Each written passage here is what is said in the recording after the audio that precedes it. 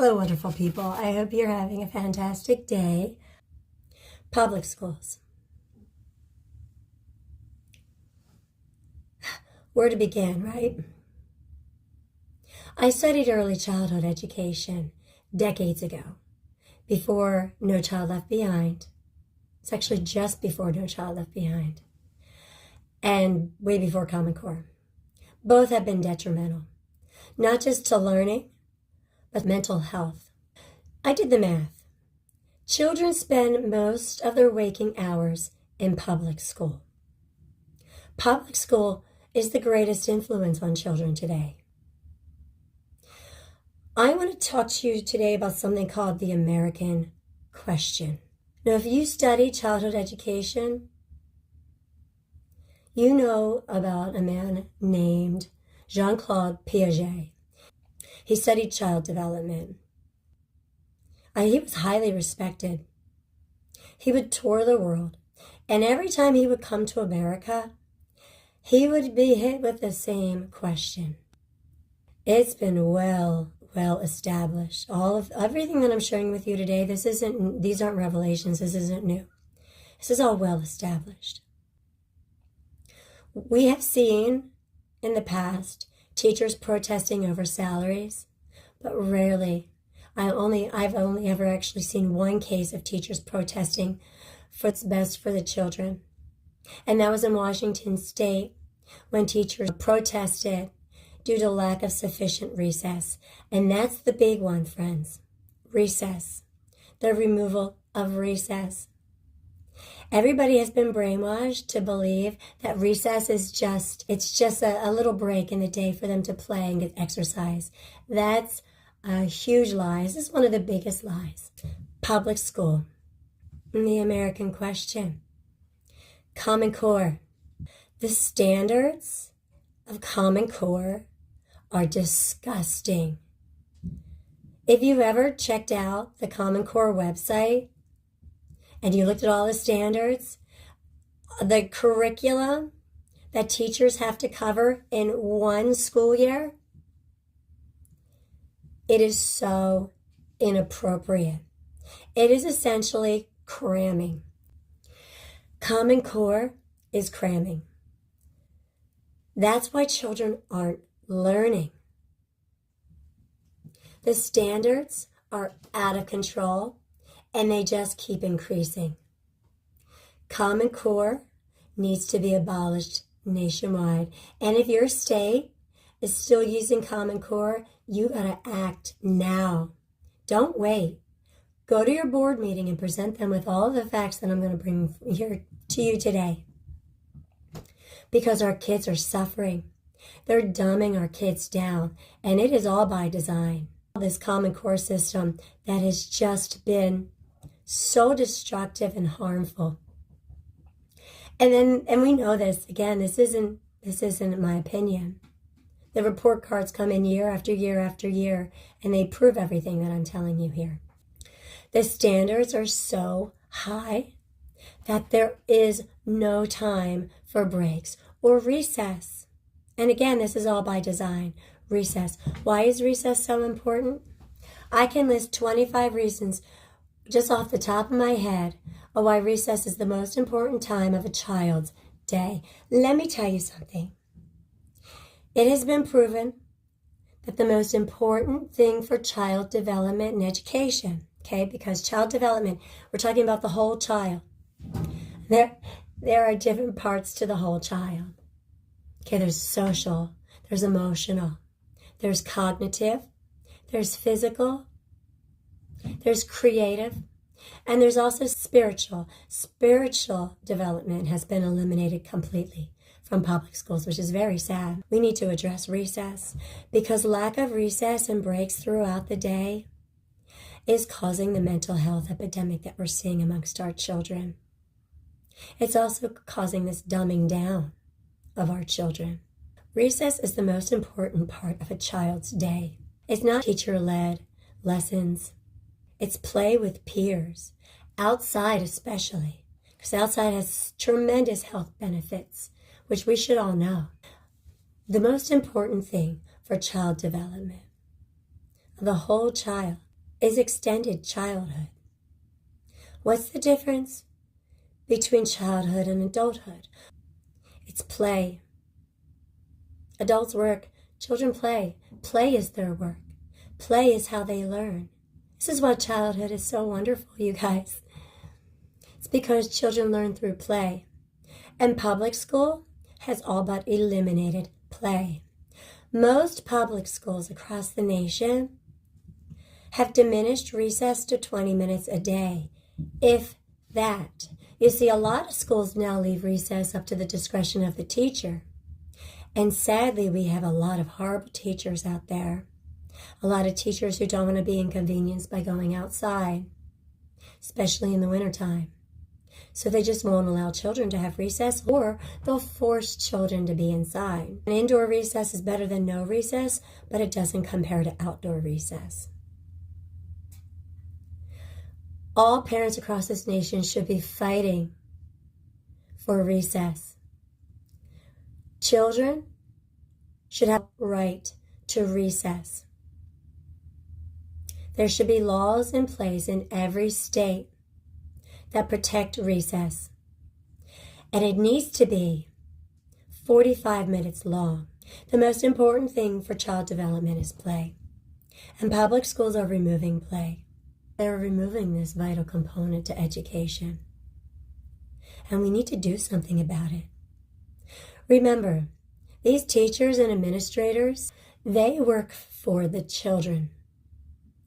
Teachers and administrators work for the children and then the families in their communities. That's who they work for. They don't work for the state. In fact, this is why it was intended from the beginning that public schools were run by communities, not by the states. The states got involved later, and that's when our public school system started to fall. Teachers now behave as though they work for the state. They work for the kids. We hear a lot about behavioral problems with children in school today. I worked in an elementary school, and I didn't last a year. The amount of abuse and discrimination that I saw was heartbreaking. I'm telling you, I was brought to tears at work, because I would have reported to the administration and they would just do absolutely nothing about it. Nothing. I would go in again and again and again. Nothing. I would talk about corporal punishment. I would see corporal punishment, and I would report it, and nothing would get done. There is so much corruption in public schools. It is absolutely disgusting. And until parents step up and start taking their roles seriously, our children are just going to continue to suffer. But recess is the biggest problem. And we've known the benefits of recess since the 1800s, folks. Our policymakers know. They know. And if your school is still using Common Core, then you know that your state government is totally corrupt. The Department of Education is totally corrupt and or ignorant. Regardless, they're unfit and they're complicit in these crimes. And they need to go. You need to get rid of them. There are so many problems, you guys, in the public school system. And very few people are addressing these problems. I'm going to list you all the wonderful benefits of recess. Please, take this seriously. Take this very, very seriously. I'll tell you the most important things that we need to focus on as Americans are all these dirty politicians, medical field, and education. These are our top 3 priorities, and we need to start doing our jobs as Americans, keeping people accountable and getting these laws on the books that protect our kids. Every school, every state should have laws that require a minimum of 45 minutes of daily recess. There is no good excuse to have anything less than 45 minutes. And again, children spend most of their waking hours in public school and play with peers. That's what recess is. What is recess? It's outdoor, weather permitting, outdoor play with peers. And weather permitting means that, obviously temperatures above freezing and inclement weather. Did you know that Nordic countries invest in rain gear for their kids? Because they respect childhood. They love children. And they know the benefits of outdoor recess.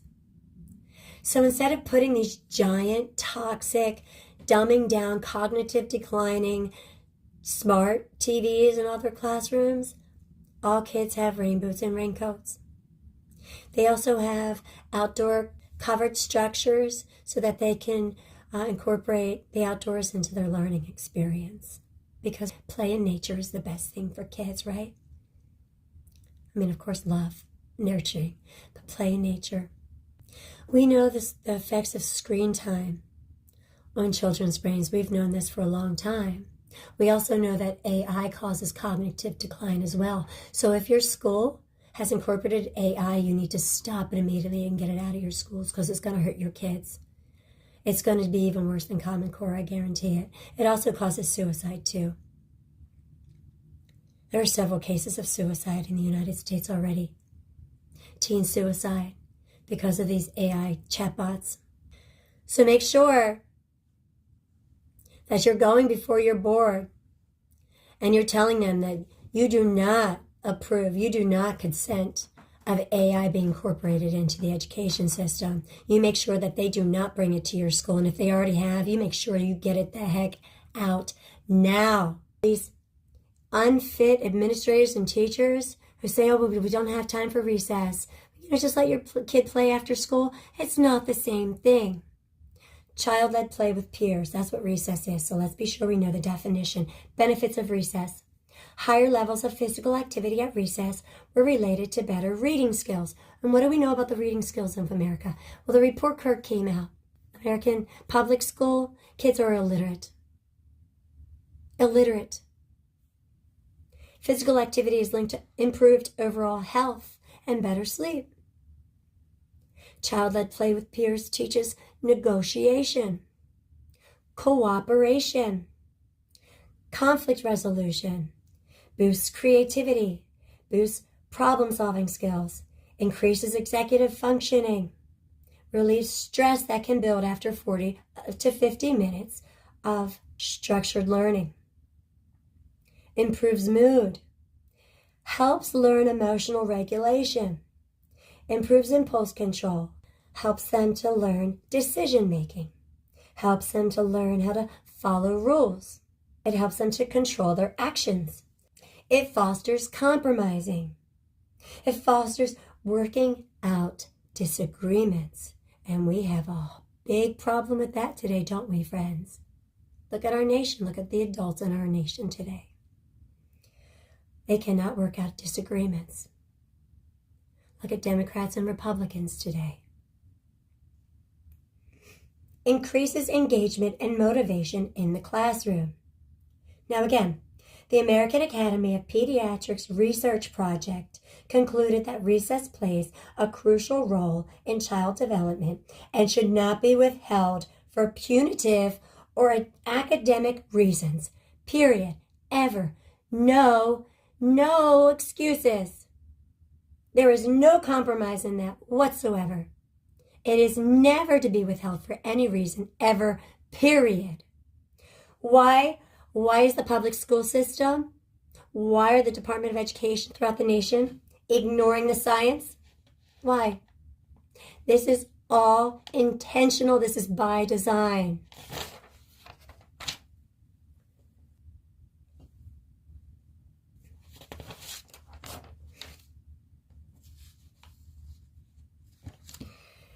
Go to your board, present them with this information, and draw up a quick little proposal. Tell them you propose renegotiation and arrange and create recess schedules with an emphasis of K through 3, allotted 60 minutes, and 4 to 5 having a minimum of 45 minutes of daily recess. Listen, you guys, we cannot go back in time and fix all the harm that has been caused to generations of children. But we can fix it now, and we can save future generations of children from suffering the same fate.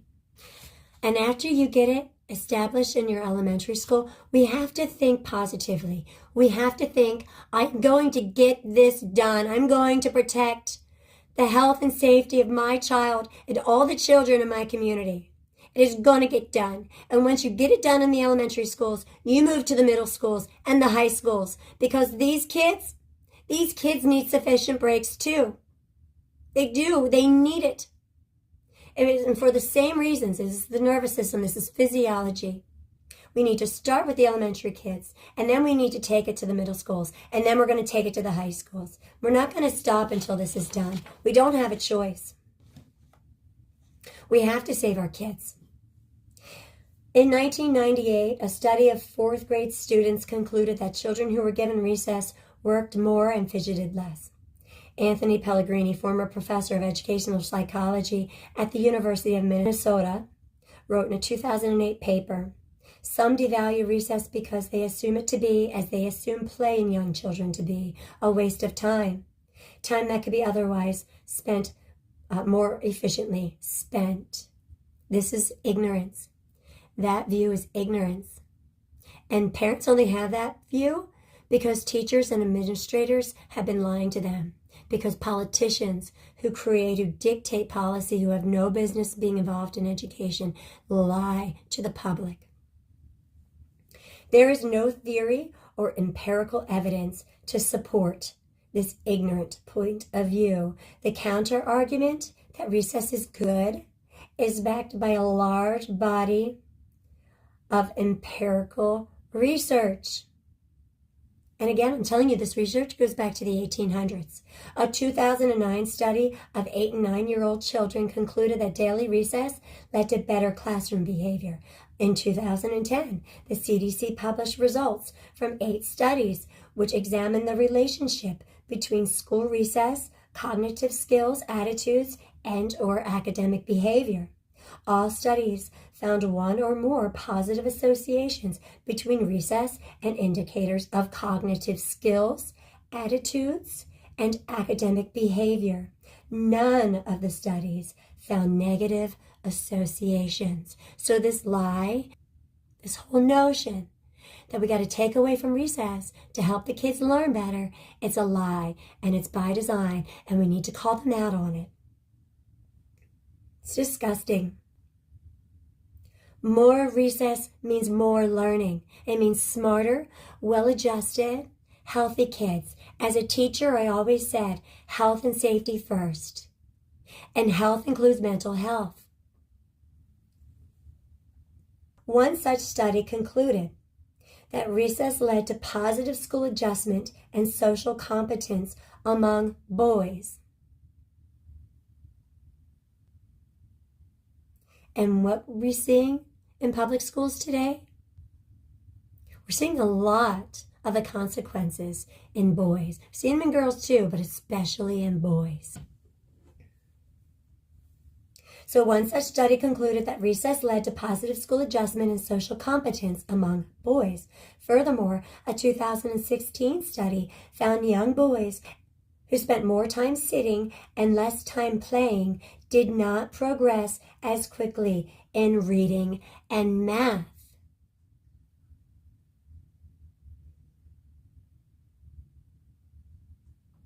And I'm telling you, our policymakers know this. But I was taught the benefits of recess in college.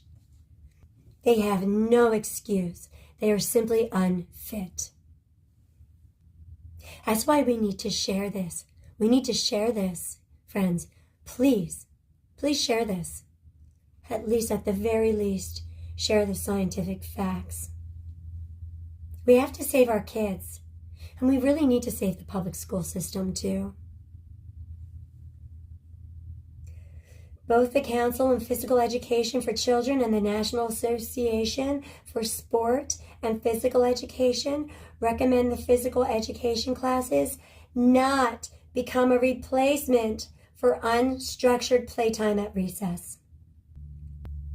And again, that's to make more time for Common Core standards.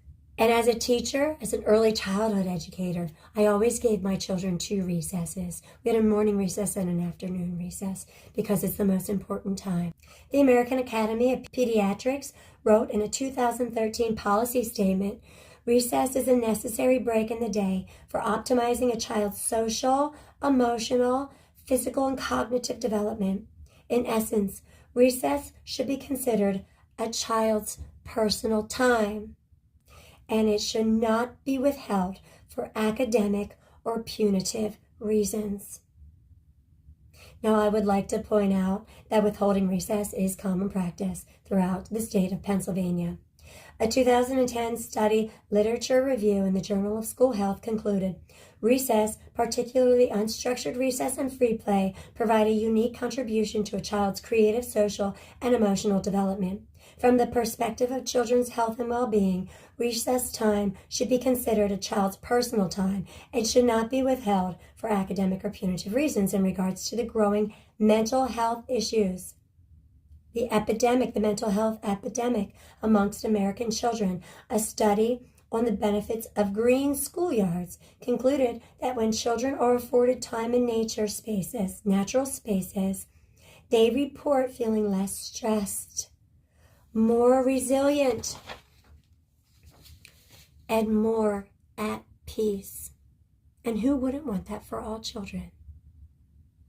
It is also concluded that natural spaces fight feelings of helplessness, lack of self-control, and depression. Therefore, outdoor recess has great benefits over indoor playtime, which is often used in place of recess. A 2014 study published in Preventive Medicine found that holding recess before lunch increased students' fruit and vegetable consumption by 54%. So we're going to have healthier kids. And these studies are just a sampling of the many that prove that recess is an integral part of child development and education. Now, I implore you, take screenshots of this and go before your board, present them with this evidence, and see what they do. If they do nothing, get rid of them. Replace them with people who actually give a damn about the children in your community. And now here's my recess proposal. And I suggest that you create a similar one because they're going to want this. You know, they're going to have a million excuses as to why they're not going to implement these changes into their policy. So actually have like a physical proposal to give them, right? And after you present all this to them, tell them that you look forward to their answer at the next board meeting. Otherwise, I guarantee you they won't do a damn thing about it. So, what is recess and why is it so important?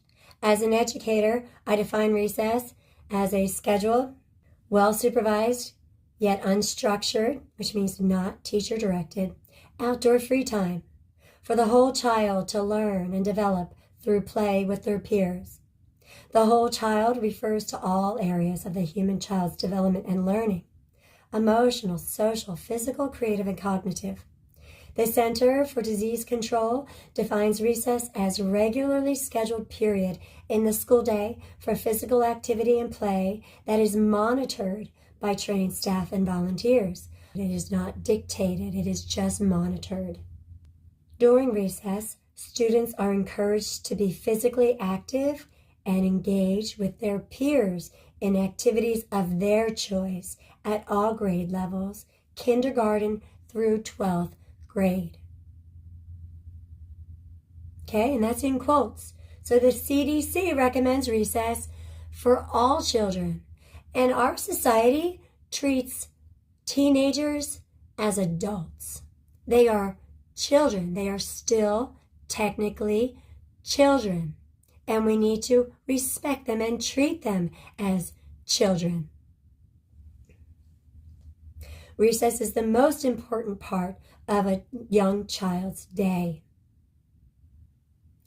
Early childhood education and development, because it provides children the opportunity to learn and develop naturally in all domains in a way that is not possible in a classroom setting. Okay?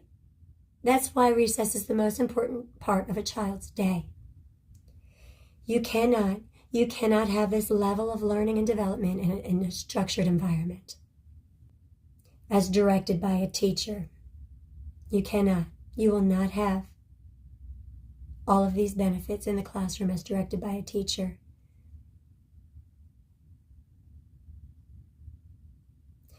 And prepares them to be successful students and adults. Unfortunately, many administrators and teachers are somehow unaware of the benefits of recess. Currently, teachers at most elementary schools provide 15 to 20 minutes of recess at their discretion, meaning they decide whether or not a child gets recess on a day-to-day basis. Teachers are also permitted to withhold recess from an individual child or group of children as punishment for unwanted behavior, incompletion of homework or classwork. Can I tell you about this homework situation, how toxic homework is? The school has no say what our children do outside of school. They have no say. Homework should be optional at the discretion of the parent. But we have unfit teachers who will withhold recess from children if their homework isn't complete. They publicly shame them in front of their peers for not having complete homework. All parents, you need to fight over this homework thing. There is not a single study available that proves homework is beneficial. The only argument is retrieval practice. Retrieval practice. That's like spending 5-10 minutes kind of reviewing what was learned. And retrieval practice can be done, and it should be done at the beginning of every class, especially math. You should spend 5-10 minutes reviewing what you learned the day before. That's good teaching. There's not a single benefit to homework. The only thing that homework has been proven to do is cause problems in the family. It's a disgrace. And so are a lot of these teachers. The lack of regularly scheduled recess and practice of withholding recess are detrimental to the growth and development as well as the well-being of children, of all children. Therefore, I believe, fill in the blank, school board, et al., superintendent, need to update our school's current policies on recess as soon as possible. The exact reasons for this belief are listed below. And then I go on to quote all of those studies.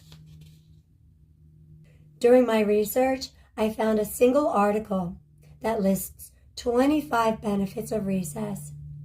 And that's not even every benefit. There's more. Of all the data I've gathered, this is likely the most compelling. Neuroscientist Sergio Pellis states, the experience of play, including rough and tumble play, which a lot of kids aren't even allowed to do in schools anymore. It's terrible, especially our boys. Our boys aren't allowed to be boys. The experience of play, including rough and tumble play, changes the connections of the neurons at the front of your brain. The core thing kids need is that freedom to negotiate their relationship and their activities together.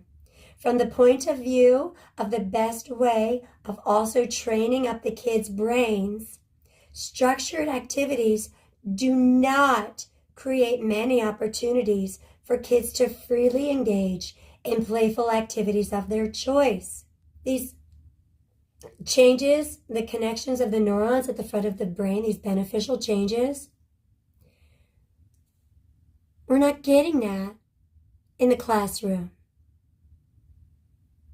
So they're not getting that brain growth and development. And this begins after 30 minutes of recess. Okay, the brain begins to grow after 30 minutes of recess. So that's why the American Academy of Pediatrics say 45, because 30 minutes, it's not enough. After 30 minutes is when the real amazing growth occurs.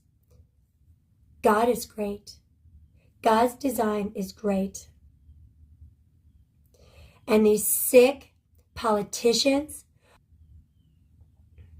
they're hindering the growth and development of our children. They are intentionally dumbing down our children.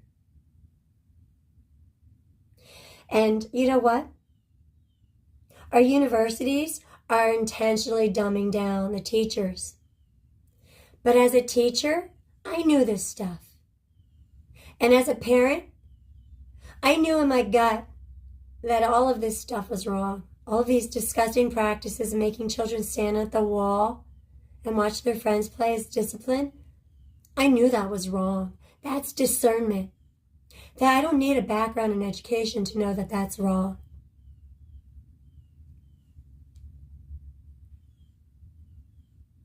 So, you know what? We don't need to blame the board members. We don't need to, if a superintendent doesn't know, they're completely unfit.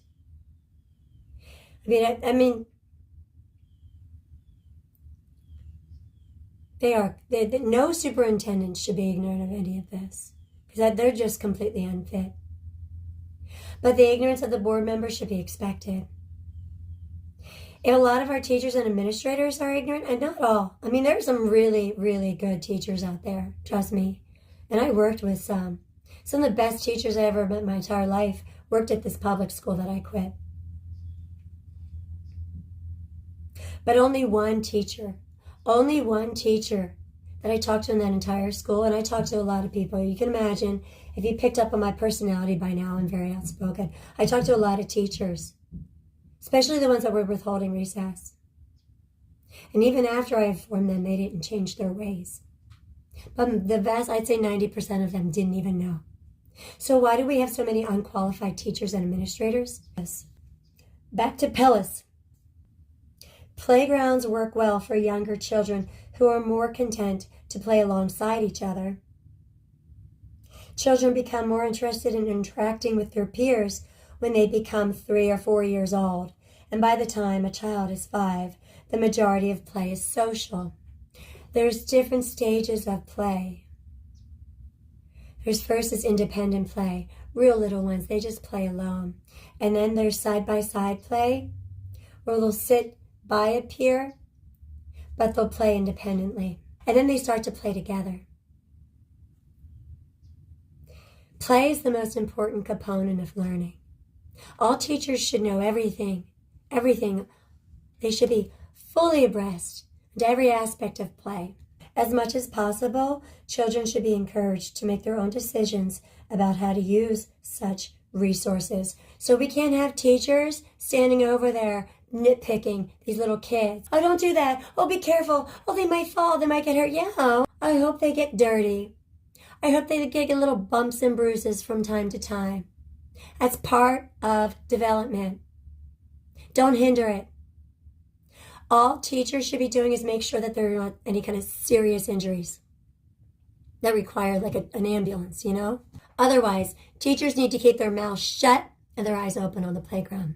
That's it. The Sergio Pellis article is titled Improving Brain's Executive Function in Child's Play. I'm starting to lose my voice again, so I'm going to leave you with some references and some graphical features that you can incorporate into your recess proposal. If you have any questions, please put them in the comments. I am more than happy to help everybody on this mission. And I'm going to keep you informed as to any progress at my own school. The American question.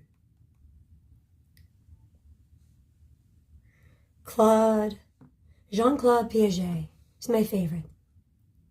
I also respected the work of Erik Erikson, Immanuel Kant.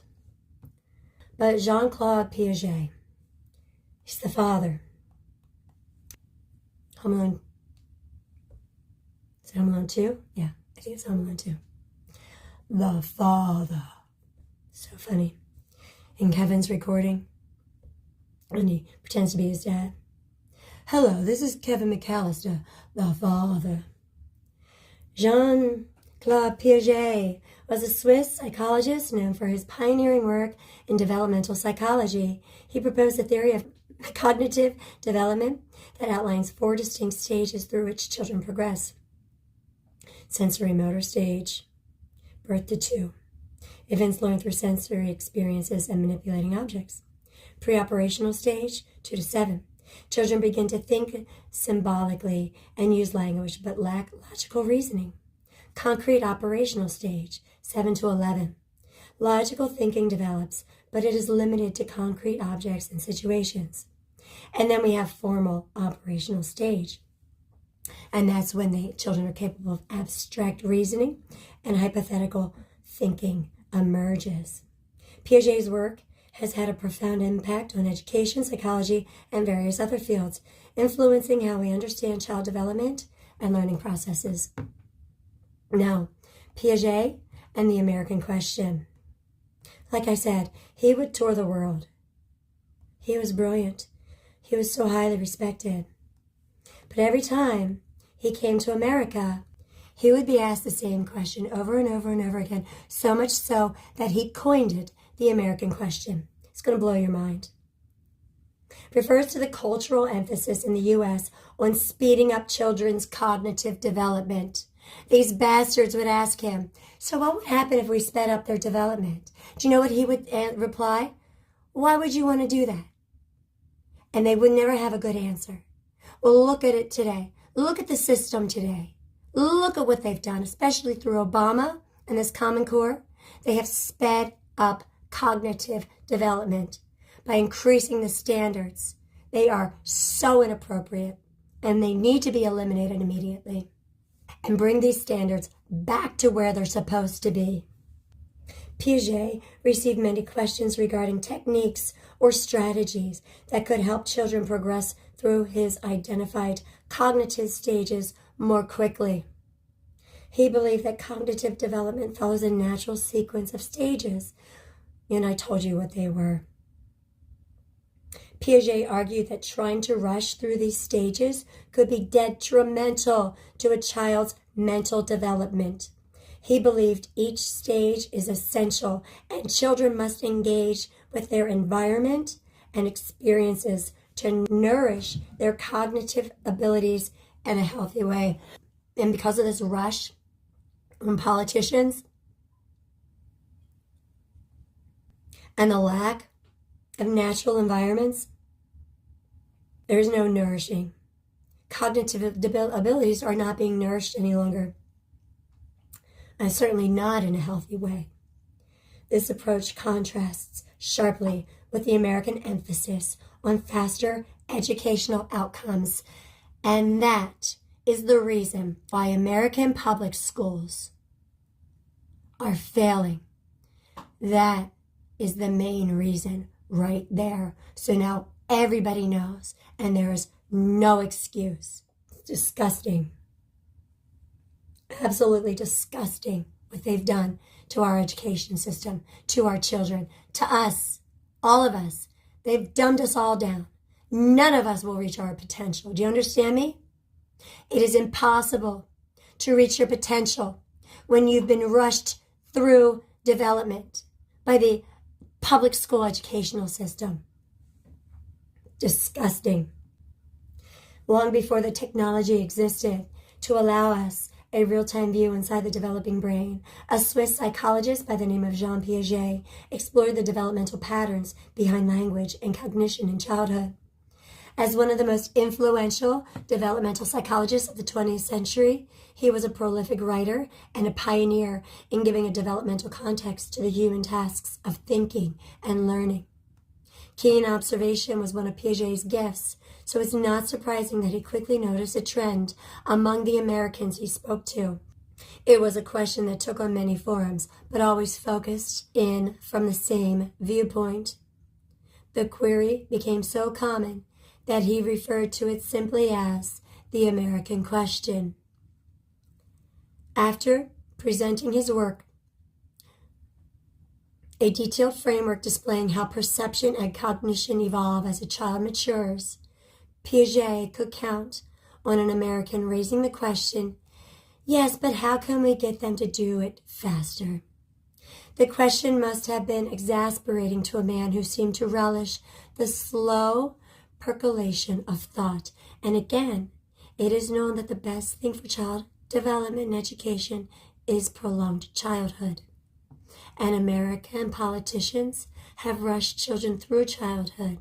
And that's why we are ranked one of the lowest nations in education. This was a man who regularly wore hobnailed hiking boots even to work, because the walks he took in the foothills of the Alps to mentally untangle new concepts were so common. He practiced what he preached. That's why he was so smart, because all that time he spent out in nature. Child psychologists, and this is why we see Nordic countries that are ranked in like the top 5, why they're so intelligent, because their kids spend so much time in nature. Child psychologist Dr. David Elkind recalled once playing hooky from a conference in California, leaving the planned event to enjoy the beauty of the nearby beach instead. Upon his arrival, he found Piaget had slipped out of the conference as well, explaining to his friend that he had retreated to the beach on the track of an idea, because sitting there and being lectured all day long isn't the way that kids learn. It's not even the best way for adults to learn. This meandering process of understanding was reflected in the Piagetian theory that the mistakes children made in intelligence tests did not actually indicate an inferior intellect. The errors simply indicated they were at a different point on the path of thought. And this is why standardized tests are total garbage. Not only are they a waste of time and money and resources, but they actually have negative effects on our children, negative consequences on our kids, and they're meaningless. Asking Piaget if there was anything Americans could do to help their children move along more quickly must have landed about the same as asking if there was any way he could shorten his daily walks.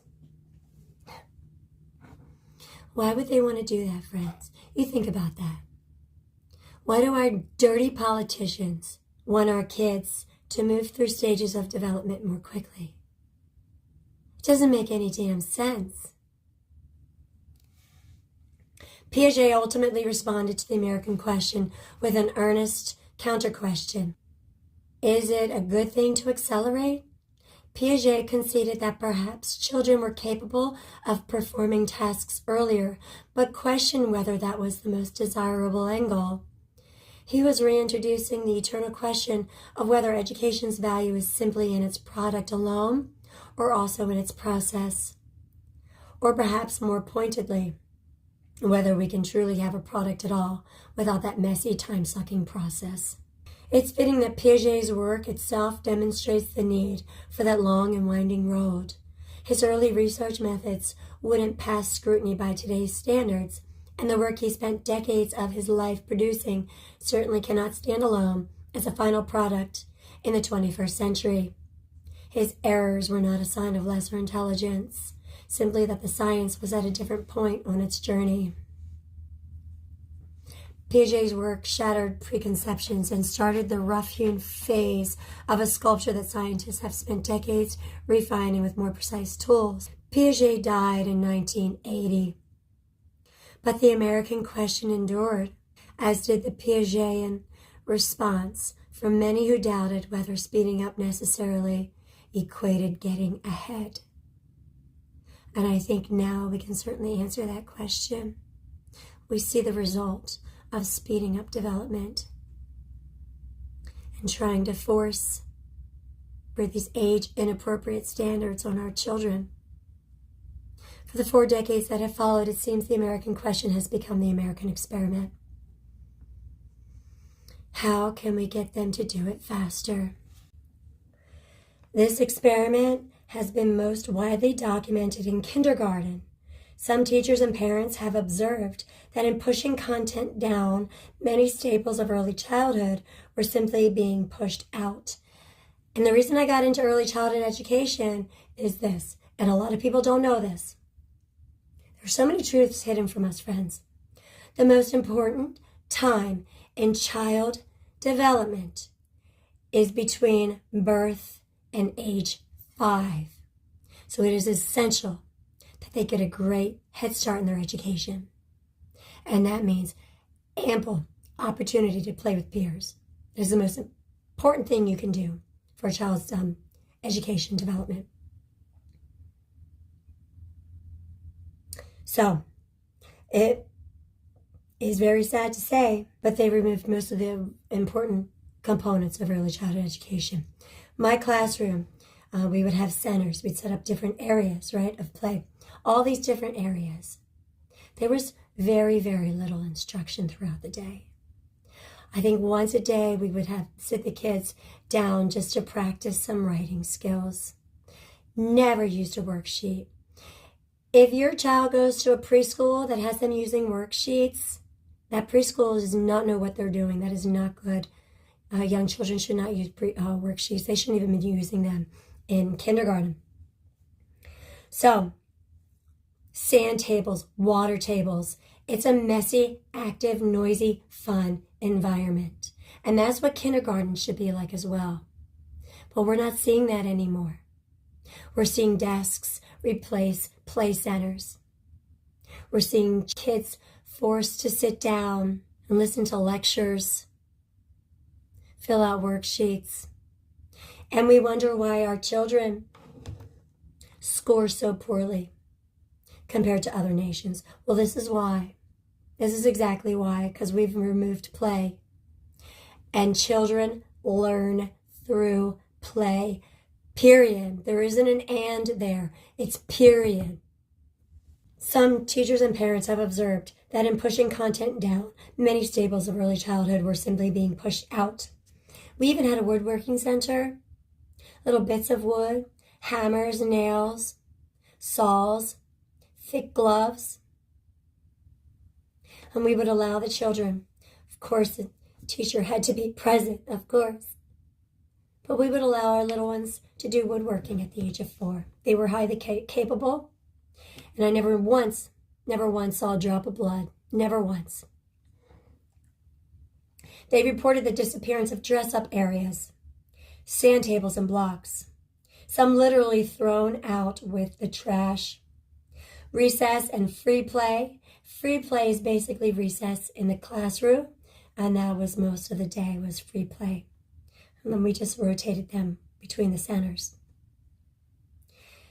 It's not really about the teacher so much as the environment, you guys. These early years, teachers are really there just to supervise and for teachable moments. There's very little instruction, very little teacher-led instruction. Not today, though. It's different today. And it's a sin. It's a crime. Recess and free play were reduced or eliminated altogether. And I saw this at my son's school. They eliminated recess. And when I went to the principal to discuss the matter with it, principal told me that she used to be a first grade teacher and she totally agreed with me. You know what else she told me? She said it was all about test scores now. Because the test scores, they want to cram all this information into these kids so that they can perform well on tests. Because the test scores dictated taxes. So the higher the test scores, the higher the property taxes, the more money the government could collect.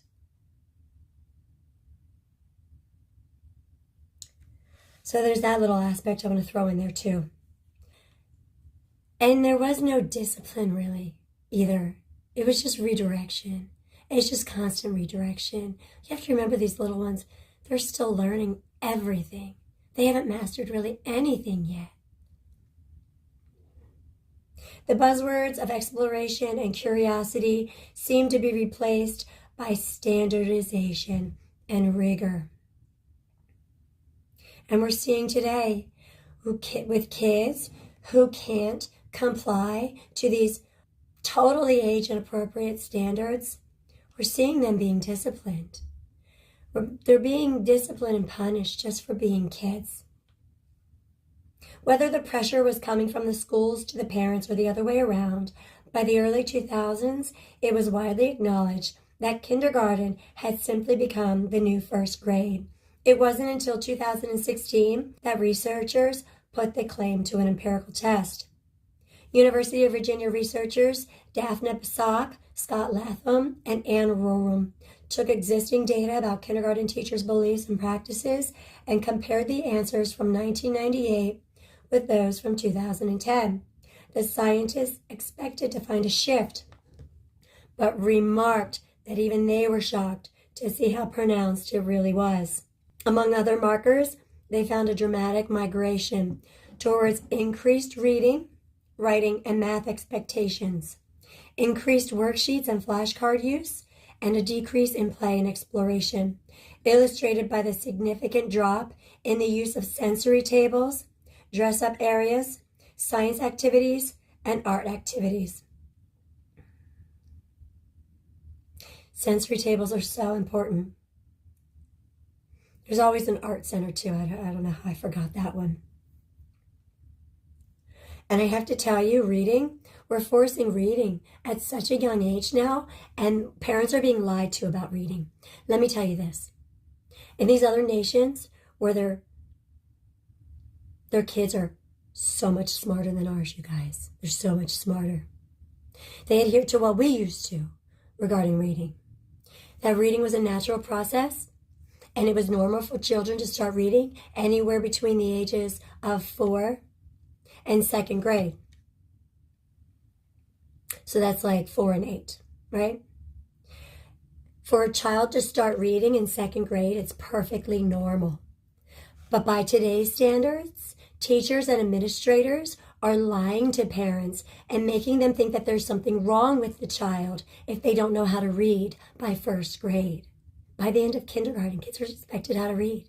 There's no natural progression anymore, you guys. It's forced learning. It's so unnatural that it's detrimental. It is normal for a child to learn how to read in 2nd grade. They do not need intervention. There is nothing wrong with them. And I've even seen propaganda stating that children who don't learn how to read by 1st grade are more likely to commit crime and end up in jail. It's disgusting what these politicians are doing, and it needs to be stopped. We need to stop it now. Clearly, learning and play do not have to live a mutually exclusive existence, as Dr. Basak commented in reflecting on her team study. It certainly doesn't have to be an either-or scenario where academics crowd out everything else. But I worry that in practice, this is what is happening in many classrooms. And this was almost 10 years ago. Can you imagine how bad it is now? Piaget's question comes ringing back. Is it a good thing to accelerate?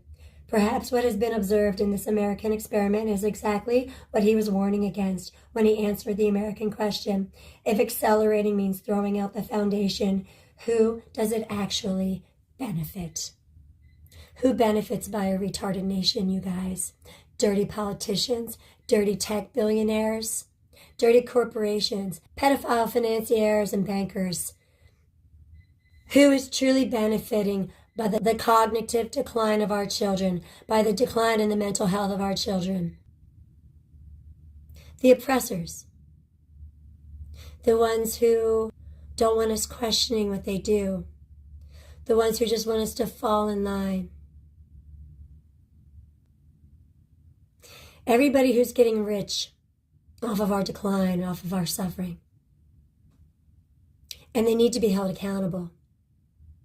And every last administrator and teacher and board member, every last civil servant who refuses to change policy and put the best interest of the children first, they need to be fired.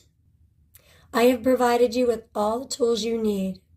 Please go before your board talk to your teachers. Make sure that the teachers know and put it in writing. Write a letter to the teacher and the principal stating that they are not to withhold recess from your child for any reason whatsoever. And if they don't know how to discipline your child, that they are to call you. And that together you can come up with an appropriate solution. And I'm telling you, a lot of times these children shouldn't even be disciplined. I had the school call me up one time at work. Remind you, I worked in the same district. They knew I was a teacher. They called me at work to tell me that my son, my 10-year-old son, found a toy on the ground while they were lining up for recess, asked if it belonged to anybody, and when he said no, he threw it. And that was it. And they felt it was necessary to call me at work to tell me this. And teachers need to know that there are simple strategies that you can do to help children learn to control their impulses through play. You ever hear red light, green light? These little games, they were actually strategies to help our children with development. They don't help our children develop anymore. They just punish them for normal childhood behavior. What was another one? Here's another one. This one infuriated me too. My school sends every test home to be signed by the parents. Remember back in the day when teachers sent tests home and you could just put them on the fridge? You're proud of your kid. Can't do that anymore. Nowadays, you have to sign the test and send it back to school. This is at this new school that we're at now. It wasn't at any of the other schools that we used to attend, although they might do it now too. It's really annoying, but whatever. I forgot to sign it. He got like a 97. I was so proud of him. I put it on the refrigerator. The next day, because he didn't have that signed test for his teacher, they pulled him from recess and forced him to write me an email stating how important it is that I make sure I sign all these tests and return them to school. This is how psychotic and abusive the public school system has become, and it needs to end, and we need to be the ones to stop it. We need to make sure that they get these policies on the books, because if it's not a policy, they're never going to change. If there isn't any kind of discipline for them, they're never going to change their abusive ways. They're going to keep discriminating and abusing their powers. So let's go. We have all the tools. Let's go. Let's get this done. We're going to start with the elementary schools, and then we're going to move up to the middle schools. Please let me know what kind of progress you've made. If you have any questions or need any more information, put it in the comments. It's time for change. It's time to save our kids. It's time to save the public school system. God bless you. I love you. Stay truthful. Stay brave. I'll see you next time. Bye-bye.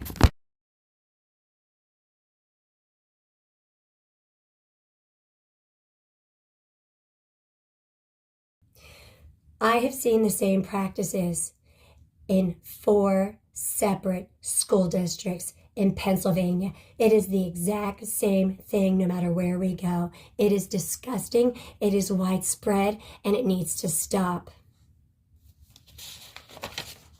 I could go on and on. I'm a note taker. I took notes every day throughout the day. I have books full of notes. And I worked at this school for less than 1 year. So like I told you, after 40 to 50 minutes of instruction, toxic stress is produced. When we experience this stress, our bodies release toxic chemicals. Okay, this is physiological. You can't stop this from happening. It's just the natural process of the human body. And every teacher should know this. Every administrator who doesn't know this should be fired. They are unfit. Emotional reactivity. Recess reduces stress and anxiety. And I'm telling you, I saw countless kids who were stressed and anxious in this school. Research from the 1800s shows people learn better and faster when their efforts are distributed rather than concentrated. And what we have in public schools throughout the nation because of Common Core is concentrated. All efforts are concentrated.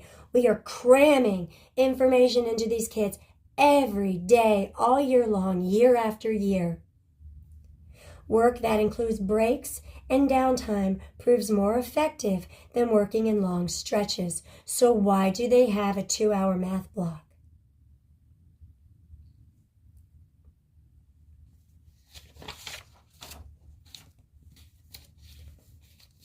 Schools that have implemented regular recess periods have significant decreases in disciplinary referrals and increase in on-task behavior.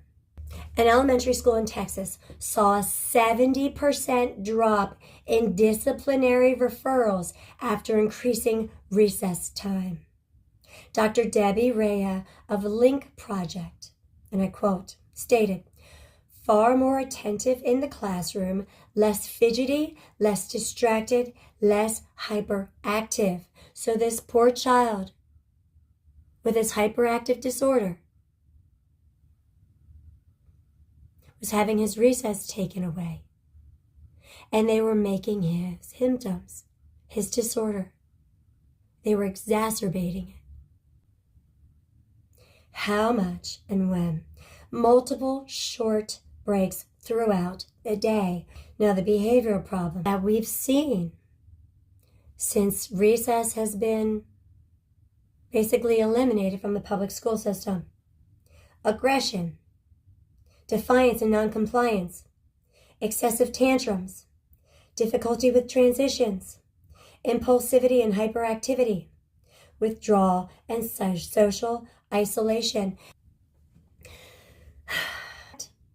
Of these behavioral problems that are resulting from the lack of breaks and sufficient recess, the impact, social relationships. Like the boy with ADHD, he had very few friends. So I was giving blazer bonuses to kids who would befriend him, who would be friendly and kind or ask him to play at recess. That's how bad the situation got for this child. So the impact again, from all these problems resulting of lack of recess and breaks: social relationships, academic performance, overall well-being, and of course, this is going to trickle down into the family. So it's going to strain the family dynamics. So you're going to have problems at home as well, because these teachers are convincing parents that their kids are essentially just bad kids, that they're just choosing to be bad. There's no accountability for these horrible teachers, these abusive teachers anymore. And for those teachers who just don't want to be burdened with recess, so they don't even provide it, the Journal of School Health found that children who had at least one daily recess period of more than 15 minutes had better teacher ratings of classroom behavior.